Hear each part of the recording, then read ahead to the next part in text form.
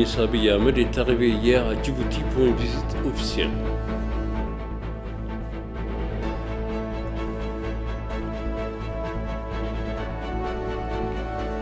Des timbres imprimés conjointement commémorant les 50 ans de relations diplomatiques entre l'Éthiopie et la Chine ont été lancés ici à Addis Abeba.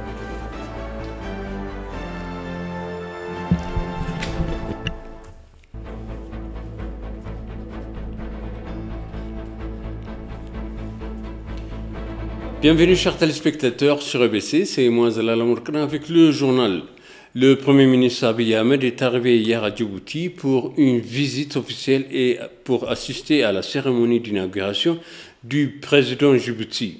Selon les sources, les dirigeants vétérans de Djibouti, Ismaël Guelleh, est maintenant confirmé comme président pour un autre mandat.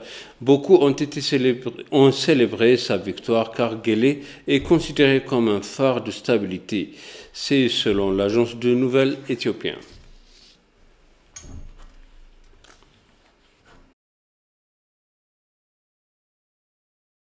L'Éthiopie veut que le monde sache que son méga barrage sur le Nil bleu est construit sur la base d'une utilisation équitable de l'eau entre les pays riverains.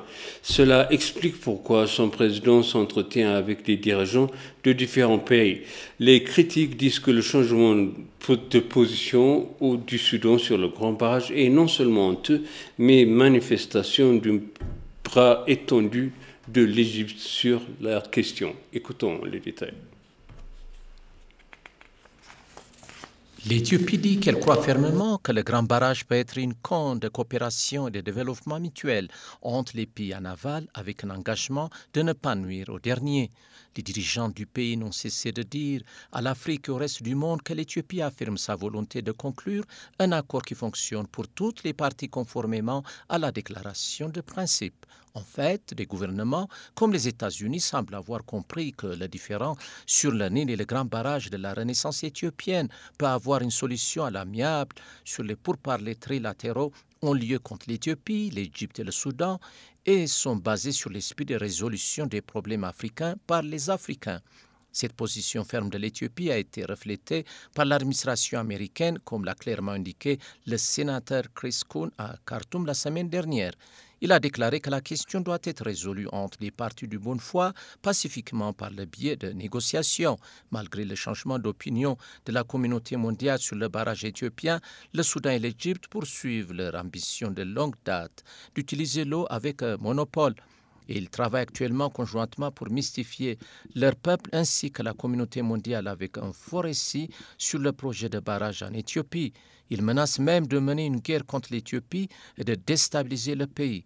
Suite à cela, les critiques sur cette alliance inhabituelle entre l'Égypte et le Soudan, selon laquelle la remise par le Soudan de sa souveraineté dans les bras de l'Égypte est une erreur de calcul et peut lui coûter un prix. Le Soudan doit lutter avant tout pour son propre intérêt national et ensuite pour les intérêts mutuels des trois. Il conseille au Soudan et à l'Égypte de travailler à la résolution du différend plutôt que de l'aggraver.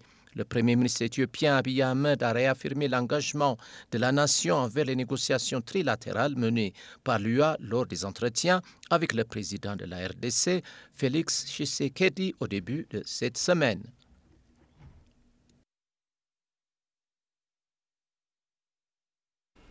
La force de défense éthiopienne nationale a révélé qu'elle avait détruit 3 groupes armés qui tentaient d'entrer dans le pays depuis le Soudan et de sauver les dirigeants du TPLF terroriste.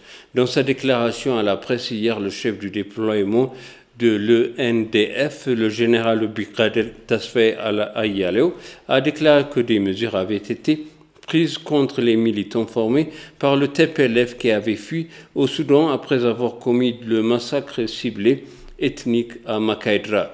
Le but des groupes était de sauver les chefs des groupes terroristes fugitifs TPLF à l'extérieur du pays, a révélé le chef.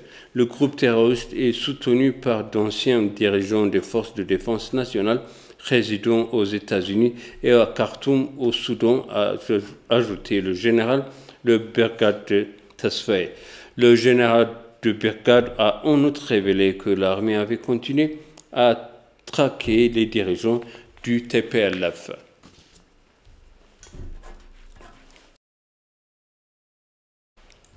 L'Éthiopie a changé le cours et le chapitre de l'unilatéralisme dans le bassin du Nil en tenant compte des intérêts des pays en aval, a déclaré un membre de l'équipe de négociation sur le Grand Barrage de la Renaissance. L'Égypte et le Soudan tentent de maintenir des traités obsolètes, coloniales, injustes et inclusifs, tandis que l'Éthiopie s'efforce de les transformer à une utilisation et une gestion équitable et juste du Nil, conformément aux principes des droits internationaux. Dans une interview exclusive avec Ena, Zarihoun Abebe, membre de l'équipe de négociation du Grand Barrage, a déclaré qu'il était préférable de travailler avec des frères dans les pays en amont et de former une commission de bassin très forte sur le base solide. Le négociateur a souligné que l'Éthiopie n'avait pas été consultée ni informée lors de l'Égypte avait construit le barrage d'Aswan et étendu son système d'irrigation. De même, le Soudan n'a jamais consulté l'Éthiopie lors de la construction du barrage de Rosaï ou du barrage de Merawe. Zarihoun a inclus en disant que la devise du Nil est un One River, One People qui nous unit.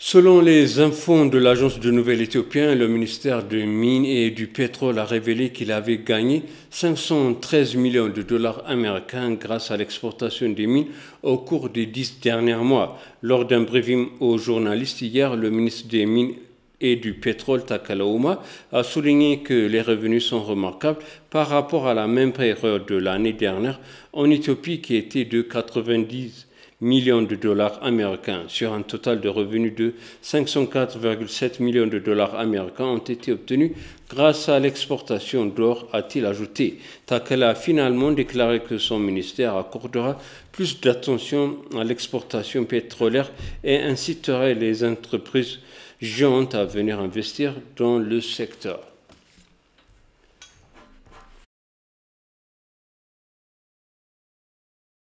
Actuellement, la République fédérale est constituée de 10 États régionaux et de 2 administrations municipales. Récemment, le Conseil national des élections a décidé d'organiser un référendum pour la création du 11e État qui s'appelle le Sud-Ouest de l'Éthiopie le 5 juin 2021. BTSU Soyarid nous présente les détails.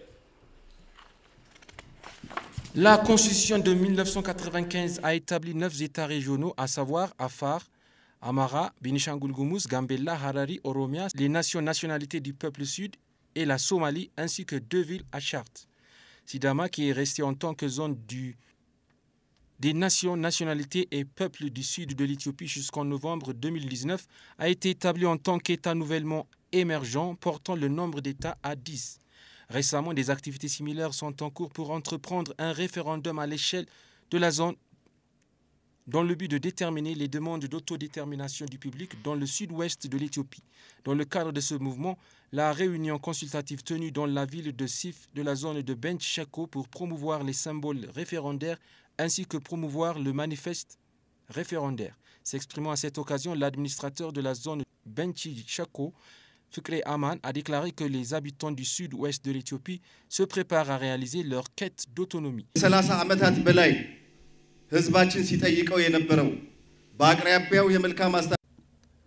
Les habitants de cette région réclament le droit à l'autonomie depuis 30 ans. Cette autonomie aidera à corriger la mauvaise administration, les problèmes de développement ainsi que les problèmes à motivation politique. Si le résultat du référendum fait la promotion du sud-ouest de l'Éthiopie en tant qu'État, il peut s'agir du 11e État régional d'Éthiopie et il aura 5 zones et un district spécial.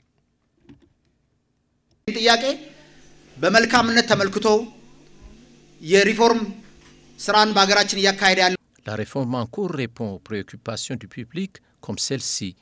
Les districts spéciaux de Bench Shaka, Westomo, Dauro, Kafa, Shaka, Dauro et Konta attendent avec impatience la tenue du référendum d'autonomie.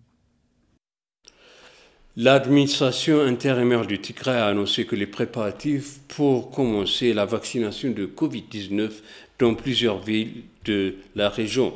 La région a obtenu 108 000 doses de vaccins à offrir au personnel de plus de 18 ans, selon Arinet Adanit, chef de la division de la protection du Covid-19 au Bureau régional de la santé. Shiré Ndasselassé, Aksum, Adigrat, Frueni et Maïchao sont parmi les villes où le déploiement de la vaccination commencera bientôt selon le chef.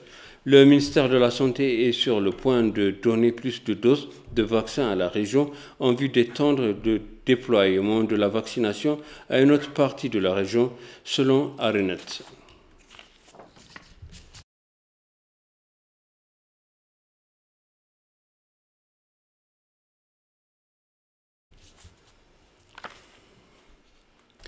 Et pour conclure le journal, l'Éthiopie et la Chine entretiennent une amitié de longue date qui s'est solidifiée grâce à d'intenses échanges diplomatiques au cours des dernières décennies.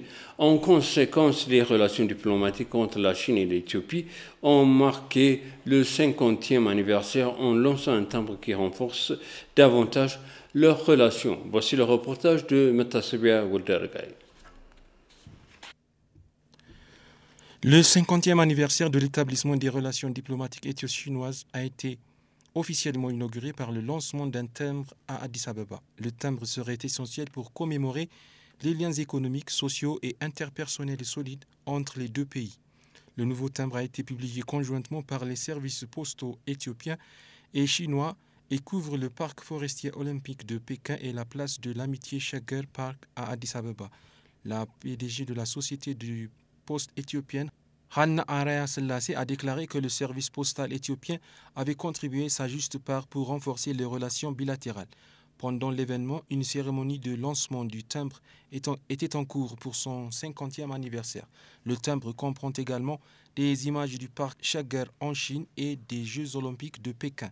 Xia Tian, conseiller ministériel et chef de mission adjoint de l'ambassade de Chine, a pour sa part déclaré que les deux pays travaillent ensemble sur d'autres problèmes économiques et sociaux, y compris la prévention de la pandémie du virus corona. Il a également déclaré que le timbre préparé par le service postal éthiopien montre la relation entre les deux pays. Je vous répète les titres principaux. Le Premier ministre Abiy Ahmed est arrivé hier à Djibouti pour une visite officielle.